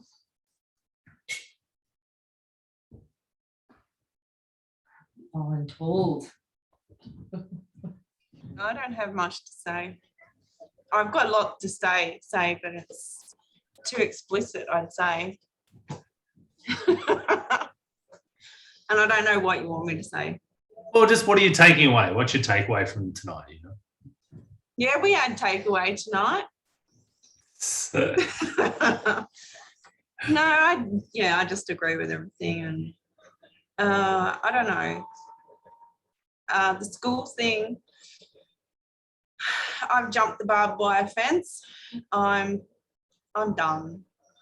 Literally, I can't send them back. Be like, Beck, too much indoctrination, and mine are happy at home. So why send them somewhere where they're only going for the social side? I've only got one left at home that doesn't know how to read, so I'll be bugging a few teachers to help with that.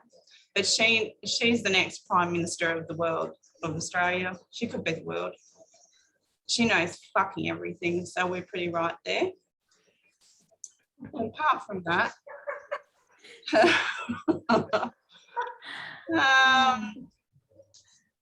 I'm happy with our choices. Anthony, you would have seen, flash past a couple of times.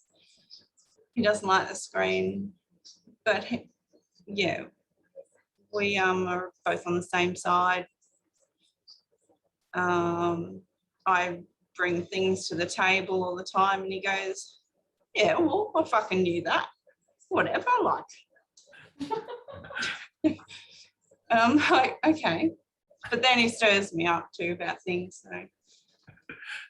But I totally agree with the programming. I see so much, even genetically, between, a few of us here. We go, oh yeah, we were so programmed with things that we do. But I also think we're all programmed to have an open mind, because we are all on the same side just in our family. Well, nearly all of us.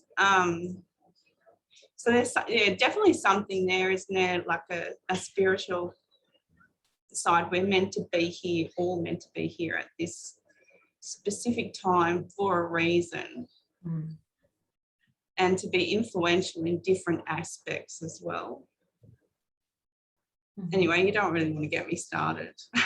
Well, no, I appreciate that, Ange, and I'm on board with you. We all chose to be here at this time from a higher level too, right? And Yeah, like as I said, all of our parents must have done something right. We all seem reasonably well adjusted. You know, it's not as though all this programming is negative. And in the beginning, I used to think that, right? Whereas now it's like, no, like it's all purposeful.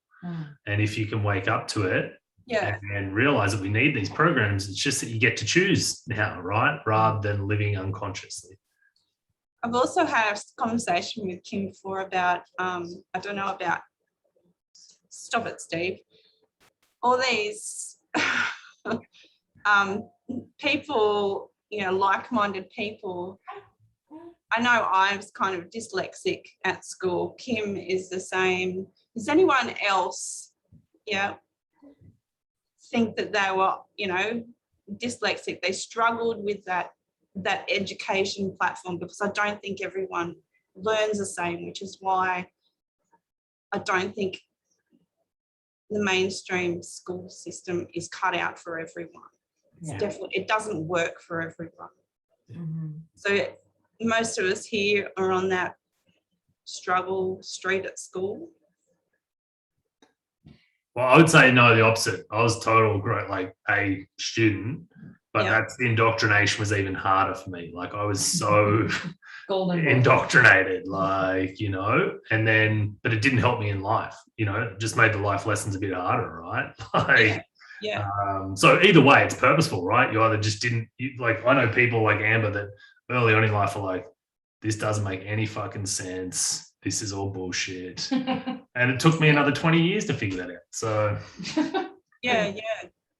So yeah, we all hit that aspect from a different realm or something like that. Yeah. Anyway. Awesome. Thank you for sharing, Ange. I appreciate it. Thanks. Do I need to keep voluntolding people, or do people just want to jump in now? Tag and run. Maybe you could pass it off to the next person, Ange. Yeah, that's it. Maybe Ange can do that. I will. Kimbo, are you allowed? Well, I feel like you guys hear from me all the time, so I was prepared to shut my mouth. But now that you've given me a platform, so a couple of ones. People don't change. That was a massive belief system that came through my family, and you know, I think anyone, well, Nui probably knows, but he probably missed. Thing with Nui and I, we grew up and we were absolute best friends, and then sort of disappeared from each other's lives for the better part of 15, 20 years almost. And it's almost like we've done most of our sort of life learning and come back together again. And it's interesting because I feel like we've come back to ourselves. But yeah, I'm definitely, I have changed massively. I was the biggest victim. I was super negative, sick. And so, yeah, it's interesting talking about belief systems. I'm really observing the language that's being used from government, etc. If anything comes out, I make sure that I actually read it, because the language is could. It is, if you read it and goes, you can't go to the pub and you can't do this and you can't do that and can't that, and it will be at the discretion of the business. You know, it's like you just got to keep observing and keep I keep sort of trying to let my higher self kind of, you know, absorb any of that information that comes through. Beck, my kids, I decided Logan's not going tomorrow. And that's more just because rebellious fucking teenager Kim's come out and just going, you know what, it took me fucking 4 weeks to get this kid in a decent zone, and then you want me to send him back. Get fucked. Like, I'm just not doing it. And whether or not that changes Tuesday because I want to punch him in the face, I don't know. But tomorrow he's not going. And it was really interesting because my mum was here on the Thursday when they announced it, and she's like, oh, you can go back to school. I'm like, that'll be my decision. Just, you know, I don't care what fucking Gladys or whatever her name says. Gladbag. Then, you know, we will make a decision. Sorry, I'm off my head. We will make a decision based on, where we need to be. So that's kind of where we're at with that. And the last thing, and I'm happy for anybody to join me in this, but particularly when I've got to really stuck points in my life, I've gone back to this 21-day meditation challenge, and it's an abundance meditation challenge by Deepak Chopra. And I think I've mentioned it before, you know, the first time just recently, when COVID started, and it was like, right, I have to do this because I need a pay rise at council because they don't appreciate me. And then it was like, by the time I got to the end of it, I was like, oh, fuck, I don't need a pay rise. I need to quit. And then by the time I'd quit, they gave me the pay rise. It was all of like 21 cents. I'm like, thank fuck I quit before they gave me the 21 cents. And then the next thing was, yeah, like it was all, sorry, Jake. But, you know, and I told you I'm off my head today. But yeah, and so I'm back at that again because I'm just going, yeah, I just need to get back into, so my latest affirmation is I stand unapologetically in my truth and raise my feminine power. And I don't have to, you know, I'm never going to be the front sort of sword wielding warrior. I'm always going to be the medic in the background. I've kind of come to accept that. But at the same time, I kind of need to I do also need to find my power within that, in that feminine sense, which is where I'm at. So if anyone wants to do this 21-day meditation challenge, I'm pretty sure I've still got it in a format that I can send on. But yeah, it just puts me in that mindset, and I do it at night. So I'm listening to the lesson and then sort of sitting in that vibration as I'm going to sleep, which is really, really good. Or on the nights where I'm absolutely off my head, which I'll probably do tonight, I have to do it 2 or 3 times before I get to that point. So yeah, I'm going to shut up now. Nice. Is your hubby there willing to share his takeaway? He's gone to bed. He has to be, he's up at 5 tomorrow. So he said good night to everybody. But yeah, no, I think, yeah, I think it's really good for Dylan to feel part of a group and a team. And I think he was going to thank Bianca for rescuing him at the supermarket the other day. He had the big aha moment tonight, and he's like, who's Bianca Brabham? I'm like, oh, blah, blah. He's like, oh, I get it now. So she rescued him at the supermarket the other night. He had to run out and get some extra money from the car, and by the time he'd come in, she'd already paid for it. And I was like, yeah, because you're part of the team now, dude. Like, we look after each other. So that was really cool. And the other seed I want to plant tonight, which again is potential for future, but like you said, you just don't know when the seed will germinate, is that there's potential, I think, within this group for some sort of like a barter system. I know that if anybody wanted a kinesiology session and they wanted to barter something with me, I'd be more than open to that. Because essentially the Bruce Lipton stuff is, that's where I specialize, is in the subconscious head. So yeah, so feel free to chat to me about any of that stuff if anybody wants to. Thank you, Please. Kim. Do you want to pick the next person for me? Bianca.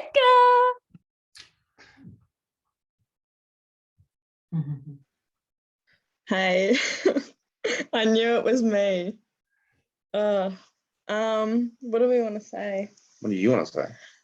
Well, I've been a bit quiet because I feel like Ben and myself are in a bit of a crossroads at the moment. We're feeling a bit of nothing and everything, to be honest. I feel like I've been quite positive this whole time, but we've been getting a few letters from our boss lately saying that, you know, we're next on the chopping board. So I think that's just hit reality for us because we both do the same job and we work from home.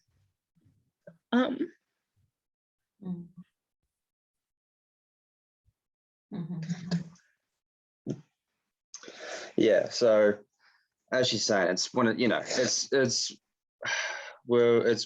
coming. It's been coming. So now it's just kind of hit home, I guess. So yeah, and Bink's always Mrs. Positive and I'm Mr. Negative, as she'd like to say. Or she's a light on the darkness, which is not too far from the truth. So even with all this, like, we're obviously both very open-minded people, but we just kind of display it in different ways, I guess.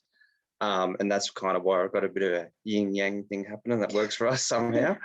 But yeah, what I'm taking out of like tonight, for example, would be just to watch my thoughts. You know what I mean?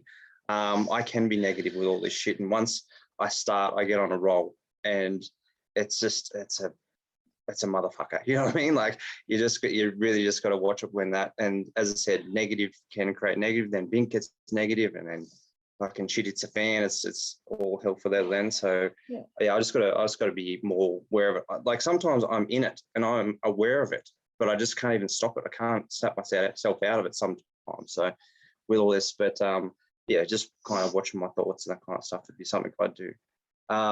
Even yesterday, for example, like, you know, with the coming out of the lockdown and all that, one of my mates messaged said, you want to go for a schooner? I went, yeah, fucking why not? It's been that long. So went over and had one, and we're sitting in the tab lounge having a beer, and it was fucking painful, to be honest, full of negative pricks, and like everyone's entitled to their own opinion. As I said, I don't judge them, but it was just painful sitting there surrounded by tables of stuff. And not only that, people were picking at me or asking, you know, you had the jab, what are you doing and all that. And they're actually, the people that were even commenting were aware of Bink because she's very prominent on it, that, you know, she's never get the fucking thing. And even the ones I said, well, no, we haven't yet. And we're kind of just, you know, just weighing our options and seeing where we're going to go from there. And then the kind of was almost like, oh, she's one of them. And I guess she's in with, you know, and they were mentioning some of the people on this group tonight. And that's where it really fucking burned me up. But I was going, so it was easier just to dismiss it and kind of go along with it, just to keep peace, because you can't even deal with these people or even try and give them, like, I would give them my point of view, and I'm pretty good at doing that too. Can get that across in a way if I fucking have to, you know what I mean? But sorry. Yeah, no, I just think we've been pretty good. It's just that when if we lose our job, we lose our house. So we really just are losing everything at once. And just the reality of that, like, you can be, like, we're trying to be positive, but we're just at the point now where we're trying to set up that plan. And again, it will always spiral to, well, you know, well, how are we going to pay for this? How are we going to do that? What do we have to get rid of? You know, where are we going to live? If we both don't have a job, you know, just everything. It's just sometimes you just want to forget it and just drink wine and watch comedy, to be honest. So that's what our week looks like. A bit of crying, a bit of laughing. But yeah, I think, you know, if we're being true to our roots and everything, we are really optimistic and positive people. And I think perspective is a massive word. From all that, perspective is huge. And I think that's something I've always preached. So just remembering, honestly, just trying to remember myself in all this, because it's like I know this stuff. Like, I know it says it's bad to say that, but I do know this stuff, but it doesn't mean I do it. Like, especially when you're caught up in all this crap. But yeah, I think these chats, like me and Ben, like, yeah, we can't miss out tonight, because we just need, our environment lately has been like 95% small-minded people, which is me putting it nicely. So we just need some of this. But yeah, sorry, it's been a big week, and we just haven't got any answers at the moment. But yeah. Well, I appreciate you guys sharing, you know, but one thing to keep in mind is just watch the story you're telling yourselves, right? Like, yeah. You know, just because you lose your job doesn't mean you lose your house. You know, banks put stuff on hold, like jobs show up real quick at times when you need them. Like, you know, I spent 10 years in recruitment, and the amount of times I've seen stuff like flip in a switch, like, it's crazy, right? So just don't, as Kim said, don't spiral too far. Like, stay present, live in the now, and you know what, like, just who knows what can show up, right? But I just want to say one thing. Yeah. If I could say one thing, like, the number one thing that Chris shared that totally like has always helped transform my world has been what's happening.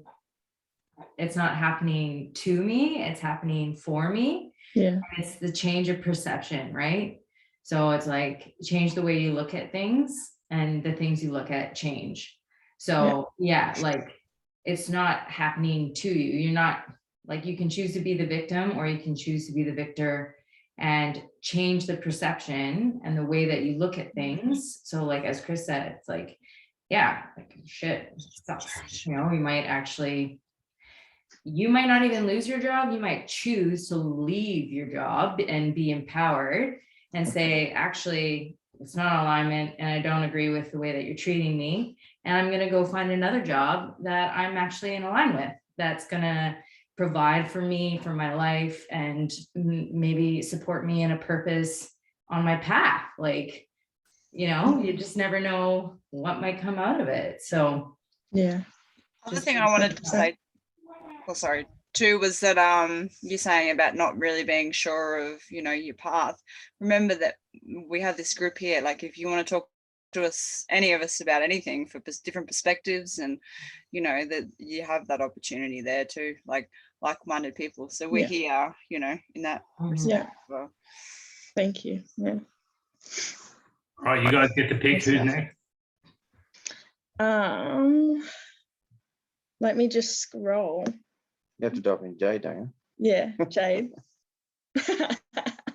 It's you. Oh, and Ed. Yes, the gang's here. Em pretty much explained everything what I was going to say, what I've taken away. The whole one thing is the whole programming thing from the 0 to 7 years, when you like the hypnosis thing. That really resonated in a sense of, I guess, my experience with when I was those ages. So even now, for example, with my work, I can see, because of how I was brought up, my program is now showing like how I'm making decisions now. But in the same time, for probably the last 2 years, I've done a lot of work on myself and retraining these programs. And so it's a constant battle between both. And yeah, like I think it really, like that's exactly what Amber said, like it's not happening to you, it's happening for you.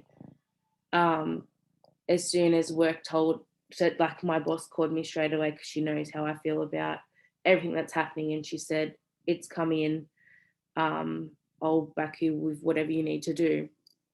And straight away I cried all night because I'm like, this is happening to me, like far out, like, you know, I lost my shit. But now when I have these conversations with you guys, and I only said to Kim today, I said, I look forward to every Thursday and Sunday night. Like, I friggin' love it because I feel at peace for 1 to 2 hours of the whole week. I just feel calm and I feel accepted and I feel normal, even though we're all abnormal. So yeah, and that's where the part of me in my brain goes, this is happening for me. What is this challenge telling me? What is next to me, or what is right now for me? So yeah, I think, you know, it is crazy how from tonight's videos and things like that, it really, the whole perception of the, you know, like even with education, like we're told, you know, the younger children are, the more they absorb. And so it's a lot, like you see, you know, what's that show? Like the young talents and all that, and the kids that can speak 10 languages and all that, it's because they can absorb all of it. But then watching the video tonight put it in a different perspective, which was really interesting. But yeah, so, you know, I think, yeah, that video actually took a lot away from in a lot of ways. I did write down one thing, I think.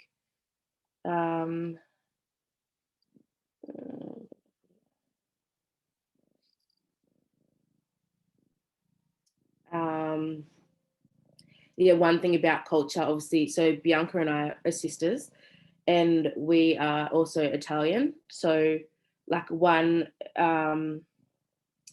someone said something also today about, Chris, I think it was you, about knowing it's bad for you, but it's how you survive. So my thing is food. Like, you know, when Marty and Sal talk, like they actually scare the absolute shit out of me. So I'm like, shit, guys, so how do I grow like a cheeseburger? Like, I don't know, like it's just, you know, but that is how I cope.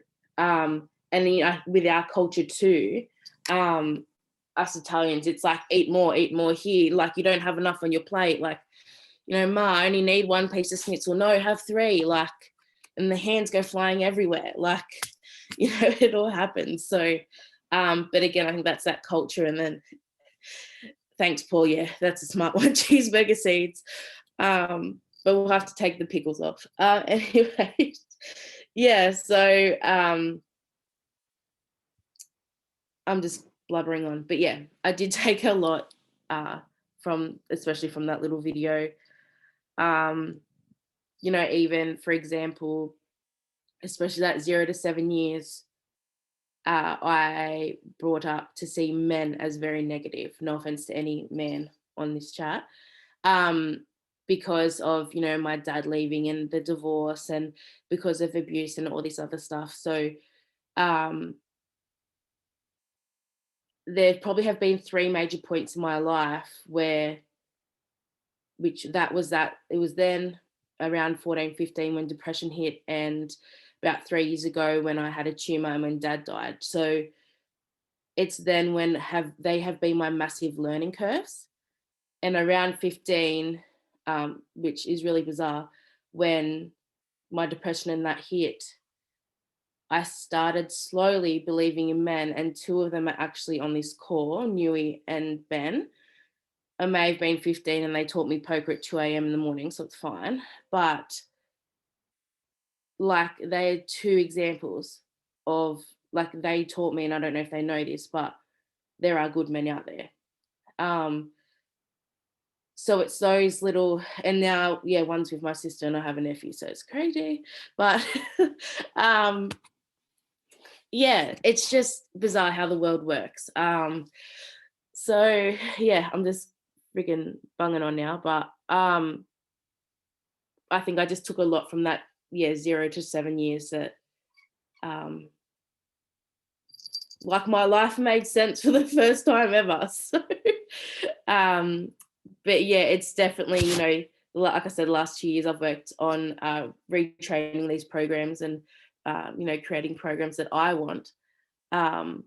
So when major things come up in my life now, it's the programs that were instilled back then versus what I'm still creating now. But yeah, I'll shut up now, because yeah.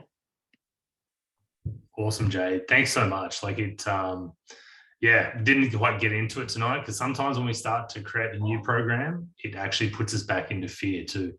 That's maybe for another call, but you know, that's why there's repetition needed, right?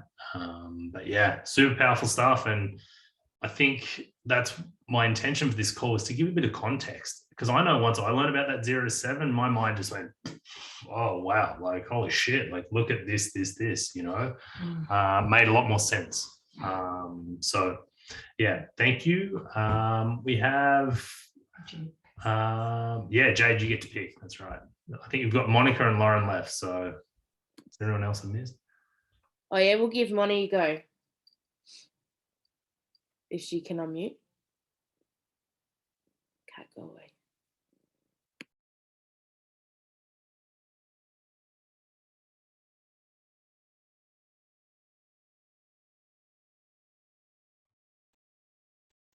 Yep, Monica's in the chat, so yeah.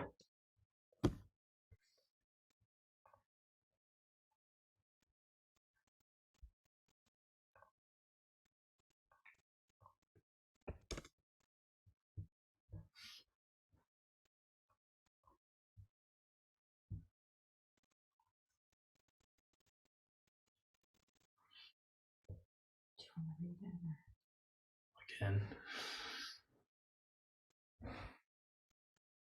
Yeah, so I think that anxiety, Monica, like it's huge, right?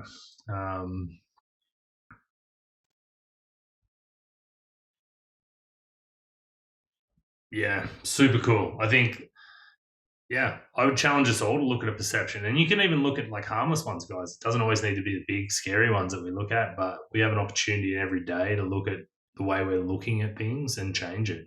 I think Nui sort of talked about it, like those conversations that fall into that meaningless negativity, like just the idle chit chat, looking to change it, change perception on it.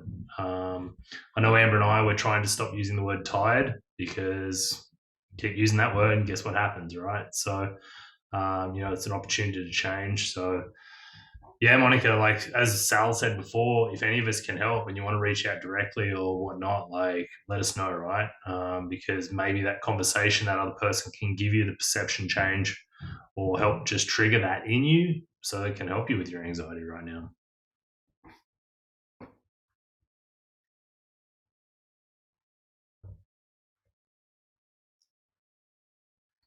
Well, I guess that means we have Lauren as our last one. Yeah, there you go.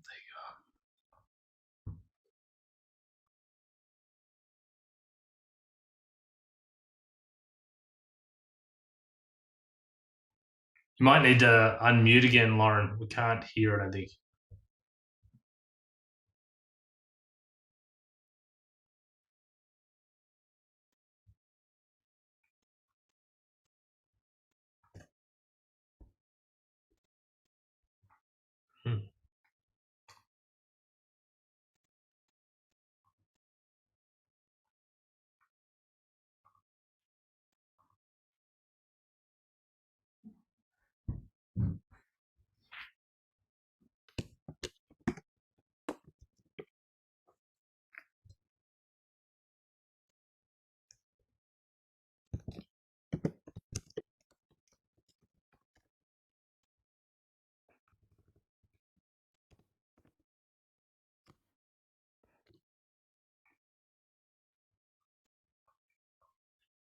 Can they all hear each other?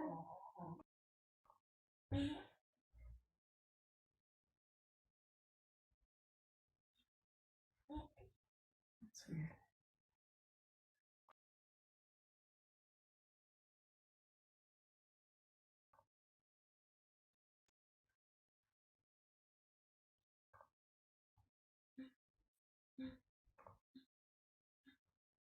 They're all laughing, so sure.